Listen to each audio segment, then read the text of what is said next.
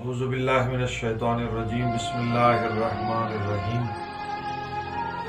سب سے پہلے تو میں حضرت امام موسیٰ کاظم علیہ السلام کی یوم شہادت کے حوالے سے تمام عاشقان اہل بیت کی خدمت میں تعزیت اور تسلیت عرض کرتا ہوں۔ میں اس وقت حیدرآباد میں ہوں اور ملک کے اندر ایک اہم مسئلہ جس پہ پوری ملت کی توجہ ہے اور ملت کے اندر شدید تشویش موجود ہے وہ نصاب کا مسئلہ ہے۔ نصاب تعلیم قوم کے مستقبل سے تعلق رکھتا ہے اور اس سے قوم کا مقدر جڑا ہے۔ ہماری آئندہ نسل یہ نصاب تعلیم پڑھ کر آگے بڑھتی ہے۔ اس نصاب تعلیم میں جن کو ہیرو متعارف کرایا جاتا ہے، معصوم بچے سمجھتے ہیں کہ یہ واقعی کوئی ہیرو ہے جس کو یہاں ہیرو کے طور پہ تعارف کرایا جا رہا ہے، لیکن افسوس کے ساتھ کہنا پڑتا ہے کہ نیا جو نصاب تعلیم حکومت لا رہی ہے، ایک قوم ایک نصاب کا نعرہ لگا کر یکساں نصاب تعلیم، یہ انتہائی متنازعہ ہے اور اس کے اندر بہت سارے مشکلات ہیں، اعتراضات ہیں، خدشات ہیں، اور حکومت کی ذمہ داری بنتی ہے کہ وہ ایک ایسا نصاب تعلیم لائے جو قوم کے اندر یکجہتی کا علم بردار ہو، جو قوم میں وحدت کا علم بردار ہو۔ یہ سب سے پہلے یہ بات بتانا ضروری ہے کہ یہ پاکستان مسلکی ملک نہیں ہے، یہ کسی ایک فرقے کا نہیں ہے، بلکہ یہاں مختلف مسالک رہتے ہیں، مختلف مکاتب فکر رہتے ہیں۔ الحمدللہ ہم سب مسلمان ہیں، شیعہ بھی ہیں، اہل سنت ہیں، دیوبندی ہیں، بریلوی ہیں، اہل حدیث ہیں، مقلد ہیں، غیر مقلد ہیں، تو مختلف یہاں پہ مسالک ہیں، اور اس کے بعد پھر یہاں پہ ہندو، سکھ، عیسائی اقلیتیں بھی رہتی ہیں جو ہمارے بھائی ہیں، اس وطن کے باشندے ہیں۔ تو پاکستان کے بانی قائد اعظم محمد علی جناح رحمۃ اللہ علیہ شیعہ تھے، بابا قوم، جنہوں نے مسلک سے بالا تر ہو کر ایک ملک قائم کیا۔ مادر ملت فاطمہ جناح رحمۃ اللہ علیہ وہ بھی شیعہ تھیں اور ان کا اہل بیت علیہ السلام سے عقیدت تھی، لیکن اس کے باوجود انہوں نے کبھی بھی مسلک کی بات نہیں کی۔ سنی اور شیعہ مسلمانوں نے مل کر اس ملک کے لیے جدوجہد کی، مل کر اس ملک کے لیے قربانیاں دی۔ پاکستان کی تشکیل میں بھی تمام مسالک نے مل کر اس کے لیے کوشش کی، اور پاکستان کی تشکیل کے بعد آج بھی اگر دیکھیں کہ اس پاک وطن پہ کوئی مشکل وقت آتا ہے تو ہمارے درمیان مسلک کی تفریق نہیں ہوتی، ہم بھائی بھائی ہیں، شیعہ اور سنی، اہل سنت ہمارے بھائی ہیں، ہمارے سر کا تاج ہیں، ہم ان پہ فخر کرتے ہیں اور ہم مل کر اس ملک کو تعمیر اور ترقی کے لیے آگے بڑھ رہے ہیں۔ آپ دیکھیں کہ پاک فوج کے اندر شیعہ جوانوں نے قربانیاں دی، اہل سنت نے قربانیاں دی اس ملک کی بقا کے لیے۔ ابھی چند دن پہلے بھی ہم نے شیعہ جوانوں کے لاشیں اٹھائیں، پاک فوج کے وہ میجر جو شہید ہوئے کراچی کے اندر، امام بارگاہ میں ان کی نماز جنازہ ادا کی گئی۔ یہ ملک کی تاریخ مکمل نہیں ہوتی شیعہ کے ذکر کے بغیر، لیکن نصاب تعلیم جب بنایا گیا تو اس میں مسلکی سوچ اور تعصب اور فرقہ واریت کو ہوا دی گئی۔ افسوس اور دکھ اس بات کا ہے کہ ریاست پاکستان اور ریاستی ادارے کیوں اس ملک میں فرقہ واریت کی آگ جلا رہے ہیں۔ سوال یہ ہے، اعتراض یہ ہے، وزارت تعلیم سے ہمارا سوال ہے، یہ جو نیشنل کیروکلم جو کونسل بنائی گئی ہے، ہمارا ان سے سوال ہے، مریم چوگتائی صاحبہ جو ڈائریکٹر ہیں اس وقت نصاب تعلیم کے اس پوری کمیٹی کی، ان سے ہمارا یہ سوال ہے، ریاست کو تو اخوت اور رواداری اور یکجہتی کا علم بردار ہونا چاہیے۔ اگر آپ ہی مسلکی تعصب کو ہوا دیں اور مسلکی تعصب کی بنیاد پہ آپ نصاب تشکیل دیں تو اس سے دوریاں پیدا ہوں گی۔ یہ جو نصاب تعلیم تشکیل دیا گیا ہے اس میں بہت سارے نقائص ہیں، میں جو اہم اس میں اعتراضات ہیں ان کی طرف اشارہ کروں گا۔ سب سے بڑا اعتراض یہ ہے کہ اس نصاب کے اندر جو درود شریف ہے اس کو بدلا گیا ہے۔ 1400 سال سے مسلمان درود پڑھتے ہیں، اللہم صلی علی محمد و آل محمد، یا اس انداز سے بھی بعض مسلمان پڑھتے ہیں اللہم صلی علی محمد و علی آل محمد۔ یہ وہ درود ہے جو ہم نماز میں پڑھتے ہیں۔ شیعہ سنی 73 فرقے، نماز ہوتی ہی نہیں ہے جب تک درود نہ پڑھا جائے، اور یہ درود محمد و آل محمد پر درود ہے۔ تو اس درود کو کیوں بدلا گیا ہم یہ پوچھنا چاہتے ہیں، قومی اسمبلی سے پوچھنا چاہتے ہیں، قومی اسمبلی کے ان متعصب ایم این اے سے پوچھنا چاہتے ہیں جنہوں نے اس قرارداد کو پیش کیا ہے، آپ نے بہت بڑی جسارت کی ہے۔ صدیوں سے جو متفقن علیہ درود ہے امت مسلمہ کے درمیان، آخر کوئی نئی وحی نازل ہوئی تھی، کوئی نئی شریعت آئی تھی، کوئی نیا حکم آپ کو دین کا ملا ہے کہ آپ درود کو بدلیں؟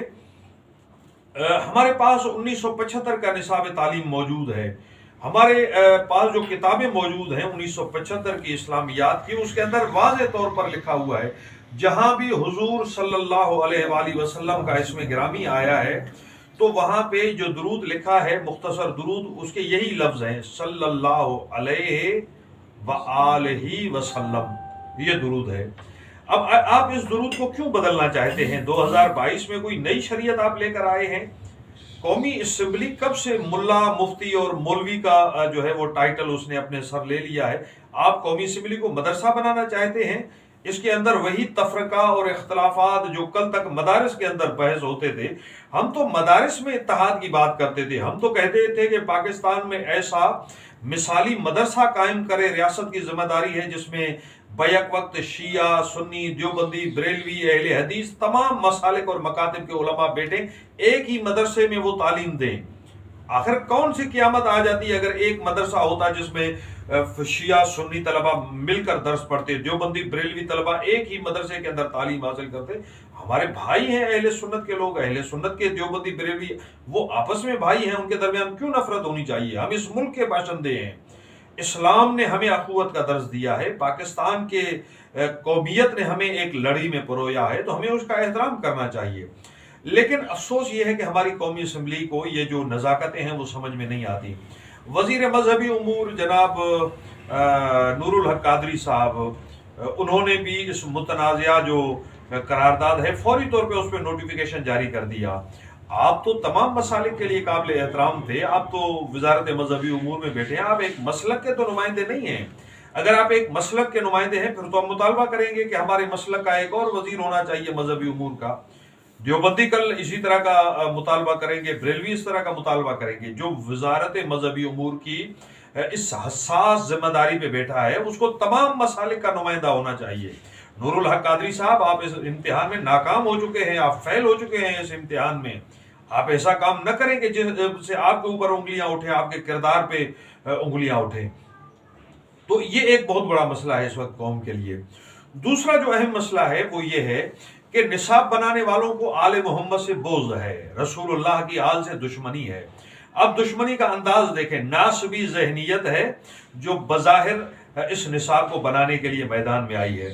انہوں نے جگہ جگہ سے آل رسول کے ذکر کو مٹانے کی کوشش کی ہے، جس کے ذکر کو بنو امیہ اور بنو عباس کی سلطنتیں نہ مٹا سکیں۔ یہ کون ہوتے ہیں ان کے ذکر کو مٹانے والے؟ انہوں نے جو ابواب قائم کیے ہیں، آپ اسلامیات دیکھیں، موجودہ اسلامیات، اس کے اندر ایک باب ہے انبیاء کرام کا، ایک باب ہے سید الانبیاء کا، ایک باب ہے صحابہ کرام کا، ایک باب ہے ازواج مطہرات کا، ایک باب ہے مشاہیر کا، ایک باب ہے فاتحین کا۔ میں سوال پوچھتا ہوں، اہل بیت کا باب آپ نے کیوں نہیں قائم کیا؟ کیا اہل بیت کے ذکر کے بغیر اسلام کی تاریخ بیان ہو سکتی ہے؟ کیا اہل بیت کے بغیر دین مکمل ہو سکتا ہے؟ نہیں ہو سکتا۔ آپ کی کم علمی ہے، آپ کا تعصب ہے جس نے آپ کو مجبور کیا ہے کہ آپ پورے کے پورے نصاب سے اہل بیت علیہ الصلوۃ والسلام کا جو چیپٹر ہے اس کو غائب کر دیں۔ آپ اہل بیت کا ذکر لائے ہیں، کبھی صحابہ کے ذیل میں، کبھی کسی اور کے ذیل میں نہیں۔ اہل بیت دین اسلام کا ایک رکن ہے، دین اسلام کا ایک بنیادی تعلیمات کا حصہ ہیں۔ آپ نے کیوں ان کے لیے الگ چیپٹر قائم نہیں کیا؟ آل رسول سے محبت ایمان کی علامت ہے، آل رسول سے بغض نفاق کی علامت ہے، یہ سید الانبیاء کا فرمان ہے۔ تو میں اس وقت مطالبہ کرتا ہوں حکومت سے، بہت ساری اس کے اندر خامیاں ہیں اور میں تفصیلی حوالے سے اس حوالے سے اپنا بیان ریکارڈ کرا چکا ہوں۔ میں اس وقت مطالبہ کرتا ہوں کہ ریاست پاکستان، اس کے جو ذمہ داران ہیں، وہ فوری طور پہ اس متنازعہ نصاب پہ نظر ثانی کریں، نہ فقط اسلامیات پہ بلکہ اردو، انگلش، معاشرتی علوم، مختلف جو بھی مضامین ہیں، اس پورے کا پورا سائنس، جتنے بھی علوم ہیں اس سب پہ نظر ثانی کی ضرورت ہے، اور یہ جو نقائص ہیں ان کو دور کریں تاکہ اس ملک کے اندر وحدت کی فضا عام ہو، اخوت کی فضا عام ہو، اور ہم پاکستان کے اندر ایک دوسرے کے عقائد کا احترام کریں، ایک دوسرے کے مسالک کا احترام کریں۔ میں آخر میں یہ بتانا چاہوں گا کہ مجلس وحدت مسلمین نے 12 मार्च को मुल्क गीर एक इज्तिमा का फैसला किया है, मुल्क गीर शिया कौमी कॉन्फ्रेंस का ऐलान किया है, जिसमें पाकिस्तान के तमाम शिया अकाबरीन को हम दावत दे रहे हैं, शिया तंजीमों को, उलमा को, मदारिस के प्रिंसिपल हजरात को, मदारिस से वाबस्ता उलमा को, आइमा जुमा और जमात को, अंजुमनों को, कि वो आएँ और आकर अपनी कौम के इस अहम इजलास के अंदर, इस अहम कौमी कॉन्फ्रेंस के अंदर अपना नुक्ते नज़र पेश करें, ताकि हम मुश्तरका और मुत्तफ़िका लाएअमल के साथ आगे बढ़ें। मैं वाज़े लफ्ज़ों में बयान करना चाहता हूँ कि पाकिस्तान के करोड़ों शहरी इस मुतनाज़िया निसाब को नहीं मानते। इस मुतनाज़िया निसाब को हम किसी सूरत में मानने के लिए तैयार नहीं हैं।